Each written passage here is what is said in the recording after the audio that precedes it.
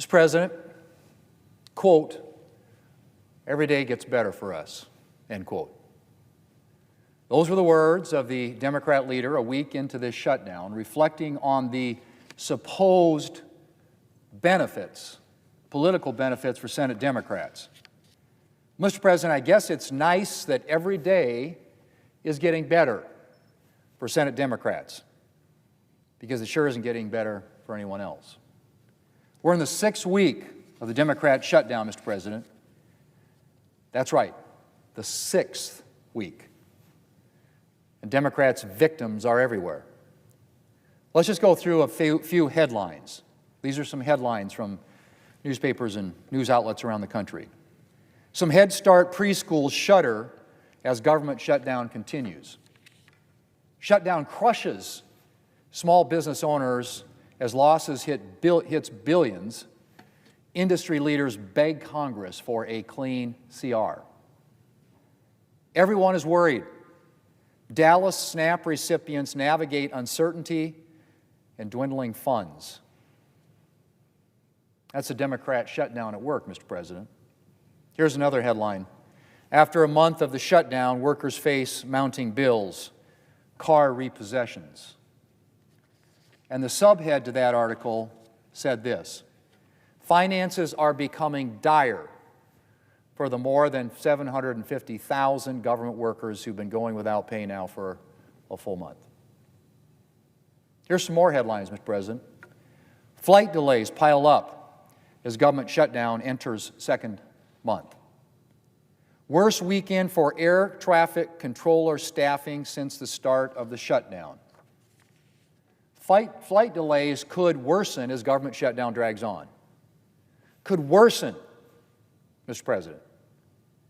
And we're entering one of the busiest travel seasons of the year with people making holiday plans with their families.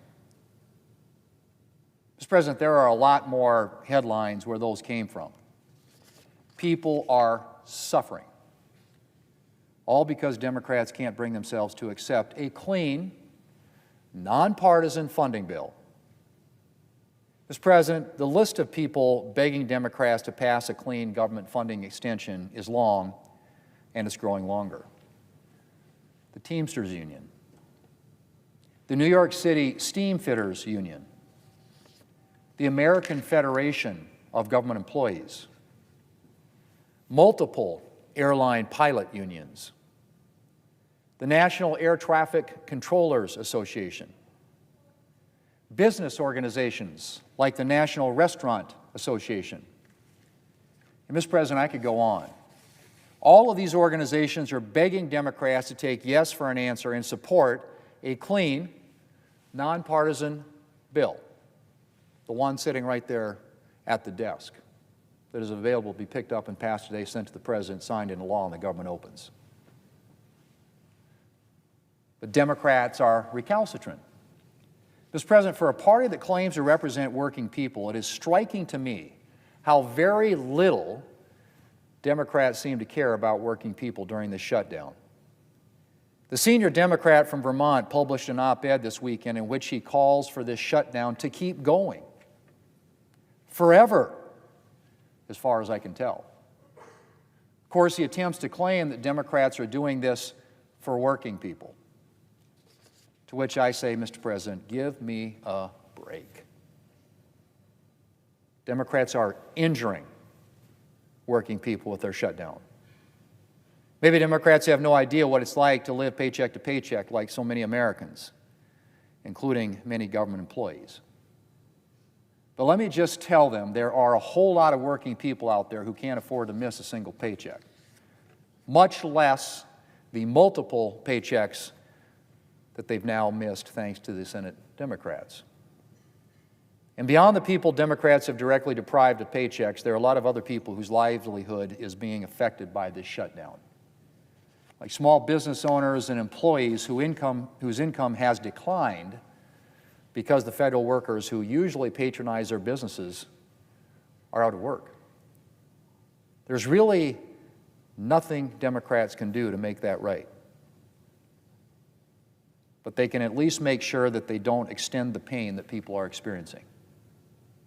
Later today, we're going to vote once again on a clean, nonpartisan funding extension, the one we voted on 14 times already, the one sitting right at the desk, Mr. President, that would open up this government today and make sure that all of those Americans will get paid. We just need 5 Democrats to join the 3 who are already voting with us, and we could end all this pain and reopen the government. That's all it takes, Mr. President. 5 Democrats. Everybody knows, follows our government in this process, that in the Senate, it takes a supermajority. It takes 60 votes to do virtually anything. So we need help. We need help from some Democrats with a backbone who are courageous enough to take on their left-wing base and do the right thing for the American people. And I do realize, Mr. President, the Democrats are facing tremendous pressure from the far left wing of their party, which is apparently content to see working people suffer as long as Democrats make a good show of opposing President Trump. But I hope that there are at least those 5 Democrats out there who will look at the pain that people are experiencing and will say, enough is enough. We're in the 6th week now, Mr. President, of this shutdown. The 6th week. While every day may be getting better for Senate Democrats, thanks to Senate Democrats, every day is getting worse for the American people.